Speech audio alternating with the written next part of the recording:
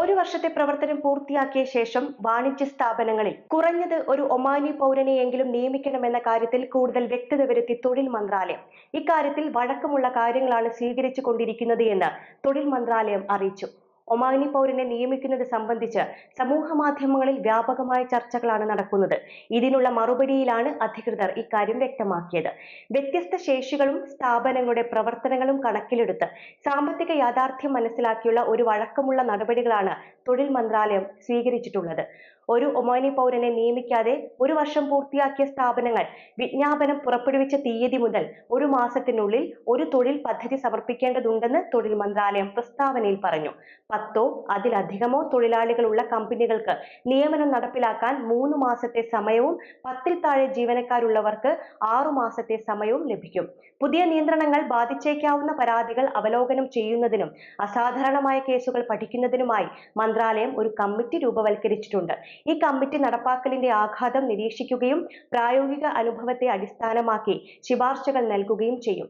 സ്വകാര്യ മേഖലയിലുടനീളമുള്ള തദ്ദേശവൽക്കരണത്തിലെ അസമത്വങ്ങൾ പരിഹരിക്കുന്നതിനൊപ്പം ബിസിനസ് സുസ്ഥിരതയെ സന്തുലിതമാക്കുന്നതിനാണ് സ്വദേശീവൽക്കരണ നയം നടപ്പിലാക്കുന്നത് എന്ന് മന്ത്രാലയം അറിയിച്ചു.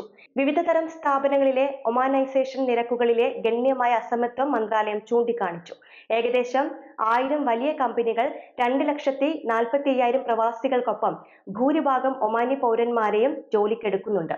ഇത് 44% വരെ ഒമാനൈസേഷൻ നിരക്ക് കൈവരിക്കുന്നുണ്ടെന്നും കണക്കുകൾ വ്യക്തമാക്കുന്നു. അതേസമയം 19,000 സ്ഥാപനങ്ങളിൽ 3 ലക്ഷം പ്രവാസികൾ ജോലി ചെയ്യുന്നുണ്ട്. എന്നാൽ വെറും 60,000 ഒമാനികൾക്ക് മാത്രമേ ഇവിടെ ജോലി നൽകുന്നുള്ളൂ. 17%-ഓളമാണ് ഇതിലെ സ്വദേശീവൽക്കരണ തോത്.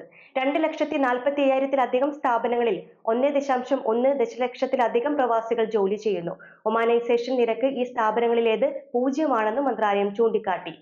മറിഞ്ഞിരിക്കുന്ന വ്യാപാരം പരിമിതപ്പെടുത്തുന്നതിനും തൊഴിലവസരങ്ങളുടെ ന്യായമായ വിതരണം ഉറപ്പാക്കുന്നതിനും സുസ്ഥിരവും തുല്യവുമായ അടിസ്ഥാനത്തിൽ മത്സരശേഷി വർദ്ധിപ്പിക്കുന്നതിനും തൊഴിൽ വിപണിയിൽ ഈ അസന്തുലിതാവസ്ഥ തിരുത്തൽ ആവശ്യമാണെന്ന് മന്ത്രാലയം വാദിച്ചു. ഈ പുനഃസന്തുലിതാവസ്ഥ കൈവരിക്കുന്നതിനുള്ള ഒരു ചുവടുവെപ്പാണ് പുതിയ തീരുമാനം. ബിസിനസ്സുകൾ നടപ്പിലാക്കുന്നതിനും പിന്തുണയ്ക്കുന്നതിനും മന്ത്രാലയം നിയന്ത്രണങ്ങളുടെയും പ്രോത്സാഹനങ്ങളുടെയും ഒരു സംയോജിത പാക്കേജ് പ്രഖ്യാപിച്ചു. ഇതിൽ തൊഴിൽ, ജോലിസ്ഥലത്തെ പരിശീലന അവസരങ്ങൾ, ദേശീയ തൊഴിൽ ശക്തിയെ ശാക്തീകരിക്കാൻ ലക്ഷ്യമിട്ടുള്ള വേതന പിന്തുണാ സംരംഭങ്ങൾ എന്നിവയുമായി ബന്ധപ്പെട്ട പരിശീലന പരിപാടികൾ ഉൾപ്പെടുന്നു.